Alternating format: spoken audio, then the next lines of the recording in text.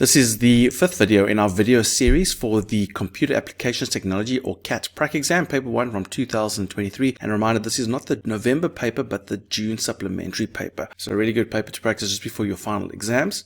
And we are busy with the access question or question 5. So let's go straight into it.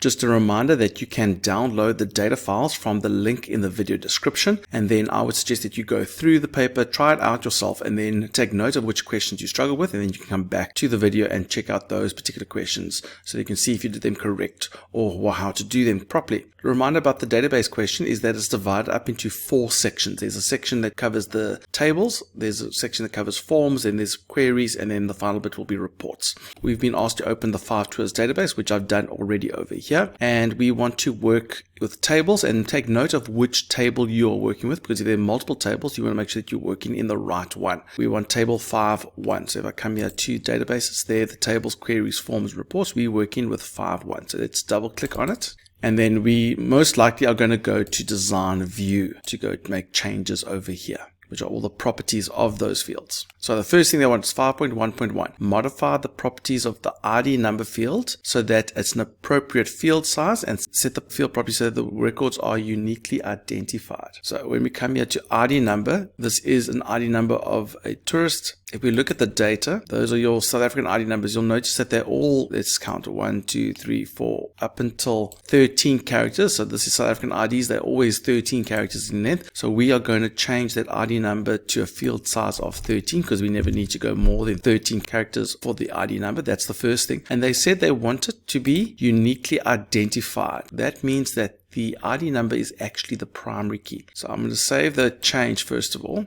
Say yes, and now I'm going to right click on it and set that as the primary key. You could have also clicked on that button as well. Both of those would work, so we make it a primary key, and those will be for the 2 marks. 5.1.2, add Safari as a value list option to the experience field and change the lookup property so that the tourist can choose more than one option as an experience type. So we add in Safari to the experience field. So if you look over here, if we go to the data view, let's go save. We come here to experience. You'll see it's a drop down box of options. So we can say what type of experience it is. So we want to add Safari to that list. So we're going to come back to design view. We're going to come to experience. And this is a lookup. So we're going to click on the lookup option, and there you can see it's a value list, and there they've listed all the options. We are just going to put a semicolon. Look how all the rest are done. Semicolon, and we're going to add Safari as another option. You could have also, if you didn't know how to do that, you could have also clicked on the ellipse and then just added Safari to that list like that as well. So that's what you could have done as well. So just go, okay. So there we go. They've been added. In that case, they've added double quotes, and they said they want to allow the tourist to choose more than one option. So if at the moment it allow multiple values is set to no. So we're going to change that to a yes. And we're going to say yes. So we come back to the view. If we click on experience, you'll see that now Safari has been added, and now you can actually check multiple options for that. 5.1.3, change the properties of the date field to only accept dates from the beginning of July 2023 to the end of August 2024. Display an appropriate message if the date is incorrect. Now that sounds like validation rules and validation text. So we only want dates from the beginning of July until the end of August. So if we come over here to the date, we're going to come here to general. We want the rule to be greater than a particular date. So we want it to be after the first date in July. So that's 01/July is the 7th month, 2023. So it must be after the 1st of July. That's the beginning of July. And the end of August. If you think about August, how many days are there in August? There are 31 days in August. So to go to the end means we must be greater than that date. And by the way, do you notice when you have dates that you must put hashes around them? It does it automatically. And it must be less than equal to 2024. Let's put it in that format. So they want year first / the month of August is 8 and the last day in August is the 31st. So if I click away, if I just do it incorrectly, it automatically identifies that they are dates and puts the hashes around it. It must be greater than that date and less than that date. You could have also said between that date and that date. That would have also worked. So that's the rule. We want to be greater than that and less than that. But if it's not following that rule, we want the text to pop up. And they say make an appropriate message if they date. So we must just say incorrect date must be between July 2023 and August 2024. Let's just leave it as that. How do we know if it works? Well, let's save it. And if we come here to the view, if we come here to a date, so for example, over here a new one, if I want to put in a date, let's say I want to put 2024-12-10. That's after August. If I click away, it goes and displays my message that says, hey, that's an incorrect date. But if I made that August, which is within the right time frame, it will accept it. So I'm going to press escape because I don't want to do that record, but there we can see that it's working. 5.1.4. Change the picture field as follows. We must set the appropriate data type so the tourist can upload their ID photo. So let's come here to picture. It's been set as a short text. That needs to be, for example, like an OLE object. I think hyperlink or attachment is also okay, but we want an OLE object. That's normally what we do for files or images. Move the field to below the ID field. So there's the ID. We want to move it. So I'm going to click on it and I'm going to drag it up so that it just appears below the ID field. And then change the properties so that the heading ID photo will display in the datasheet view instead of the heading picture. So that means we don't want to change the field name. We just want to change the heading. We want to make it say ID photo. So let's see what we've got. So when I click on it, it's got a caption. So let's change that caption there to ID photo.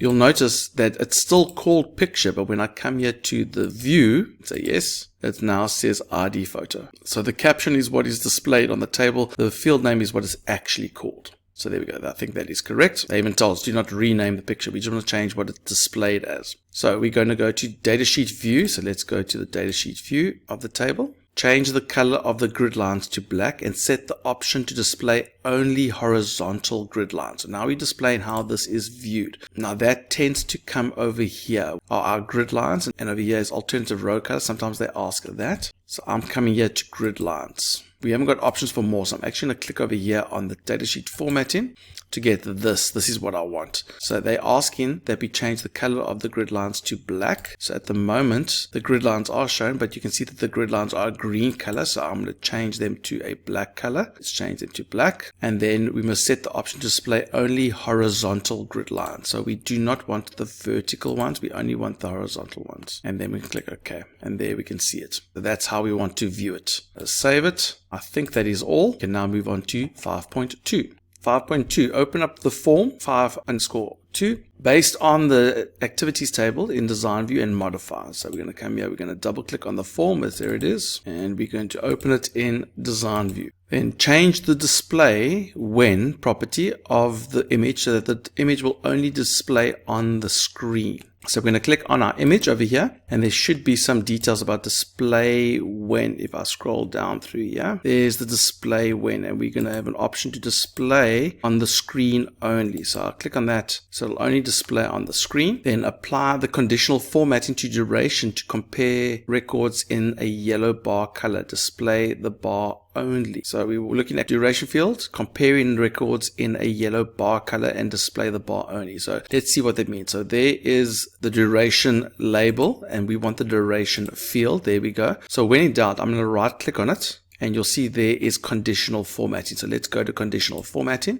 and we want to have a new rule and we want to compare to other records. So that's the option that we want. And we want to display in a yellow bar color. So we are going to display in a yellow bar. So that's the yellow color over there. So we're going to use a yellow bar color and we only want to show the bar only. So you'll see there it says display only the bar. So all the options that they wanted were listed over here. So let's click OK and we're going to apply and click OK. So now when we go view it in normal view, you can see that it's displayed as a bar. And if we go to other records, you'll see that bar changes. Okay, so that is everything we need to do with the form. So let's save that form, close it, and let's move on to 5.3. Open up the query based on the activities table in design view. So there is the query. We're going to open it up in design view. Display all the tours where morning activities include game drives with transport or shark cage diving. And we must save and close. So we want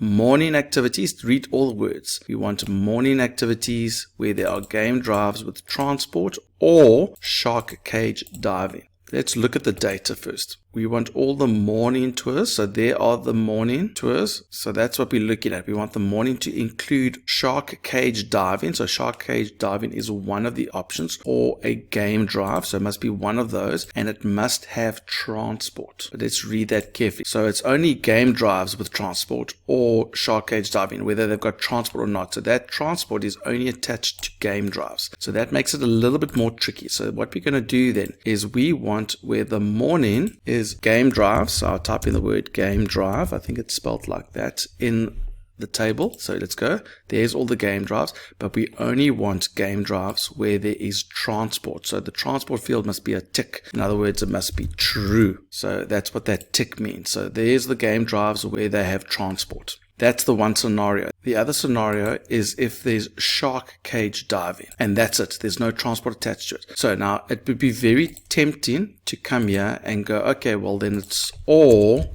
shark cage diving. And if I do that, so put the or there, so that would be very tempting to do. And if I do that, you'll notice that it actually makes no difference to the table. But if I take that away and I use this or over here and I put shark cage diving here, that means we want shark cage diving irrespective of whether there's transport or not. And by doing that, we've added shark cage diving, and that it doesn't matter whether they've got transport or not. So if we didn't do that, we would not have that record. So if we put all shark cage diving there, it would have been game drives or shark cage diving as long as there's transport for both. But we only want transport for game drives or any scenario with shark cage diving. So there we go. I think that is the answer. There's 3 records. We're going to save this and close it.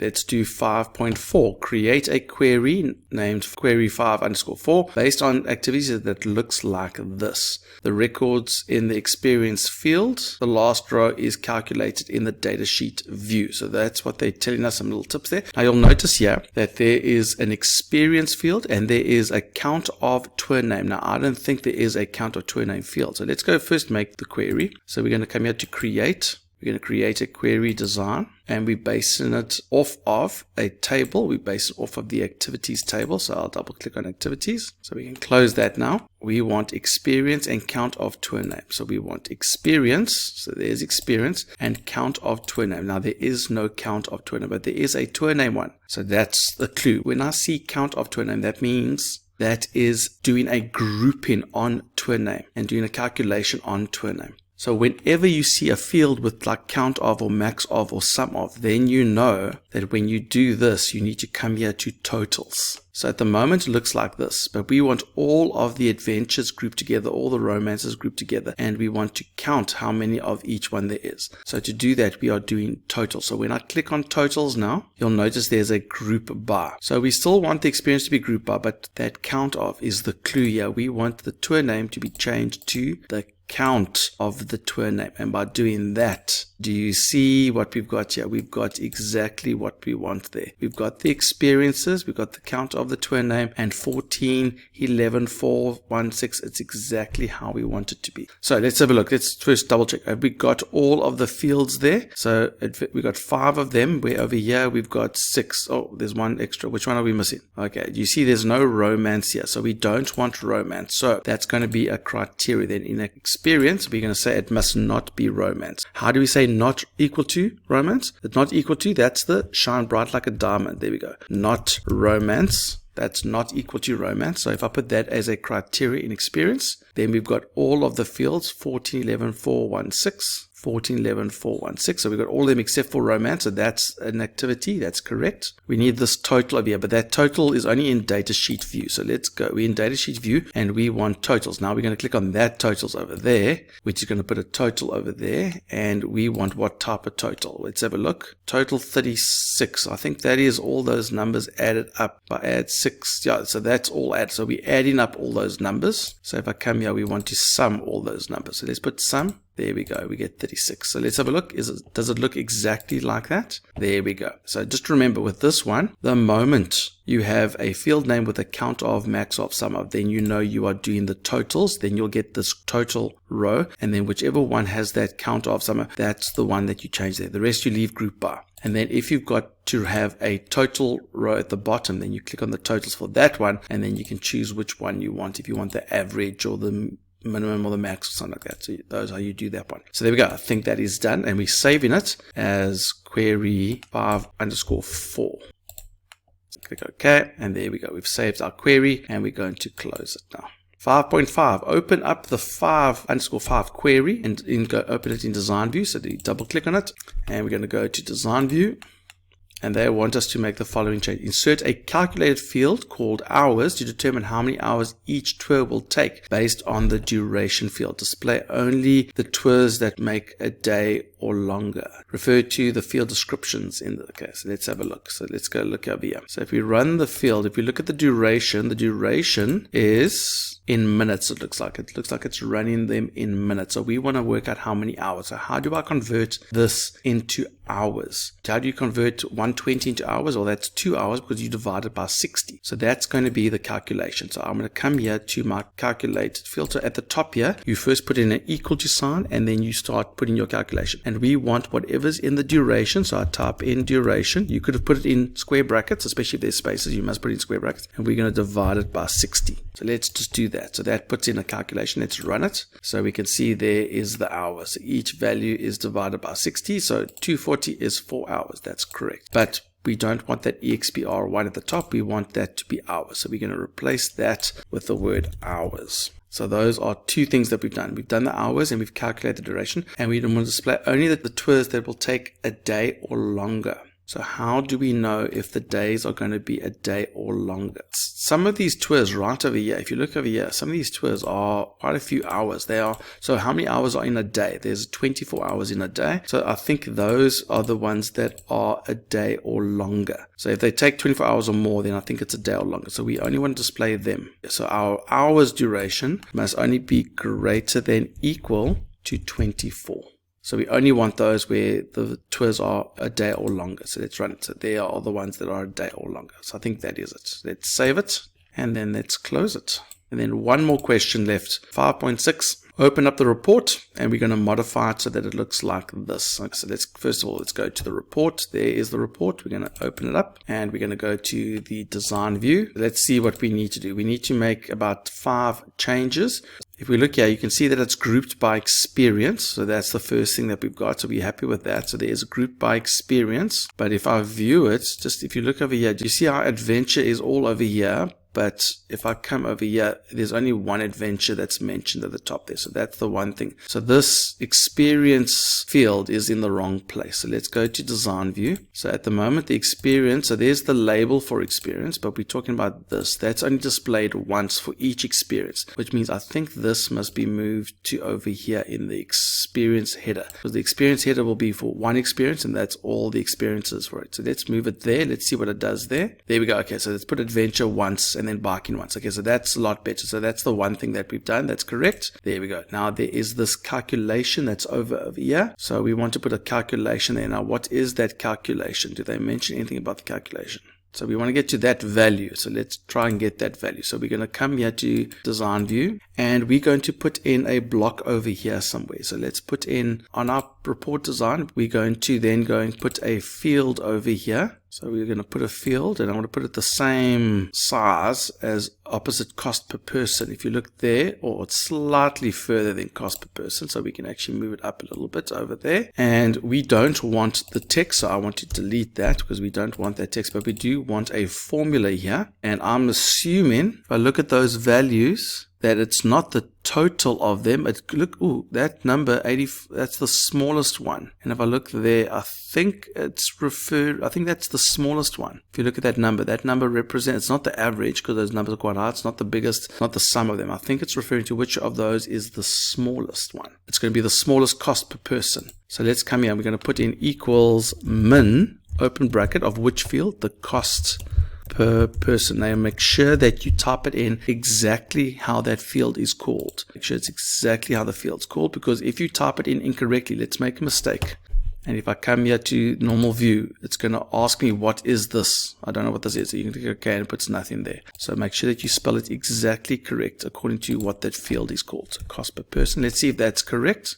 Okay, so it's put the number in, which is what I like. I like the number, but it's not formatted like a currency. We want it formatted like a currency, so let's do that. So we're going to come back to design view, and we're going to click on it, and we're going to format it as a type of currency. So if we come here to format, we're going to format that as a currency. Let's see what that looks like. So there we go. That looks a lot better. We've done that, moved up there. That was 1. We've inserted this function. That's 2. We changed it to a currency. I think removing the label would have been a point as well, because we don't want the label there. So I think that's all correct. So that looks like it's fine. If I scroll down, that is 600. So that's good. That seems to be all correct. So that's 1, 2, 3, 4. There's one more thing that I need to be doing. And it says their grouping does not split over pages. So maybe it's that we need to do. So let's go see how to do that. So I'm going to come here. Let's go back to design view. Now I've got something to do about the grouping. So let's go click on more and see what options we've got available there.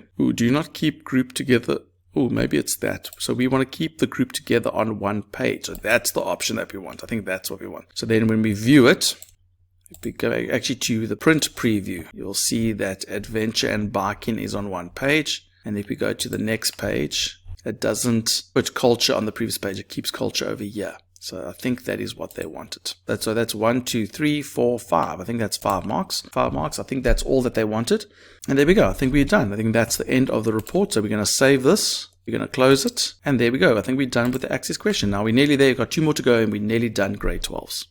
Please support the channel by clicking on that subscribe button and go to our other channel at Mr. Long Computer Gems. Go click on that subscribe button there too to help you with your theory, as well as on TikTok at Mr. Long Education. And remember, don't do it the long way, do it the Mr. Long way.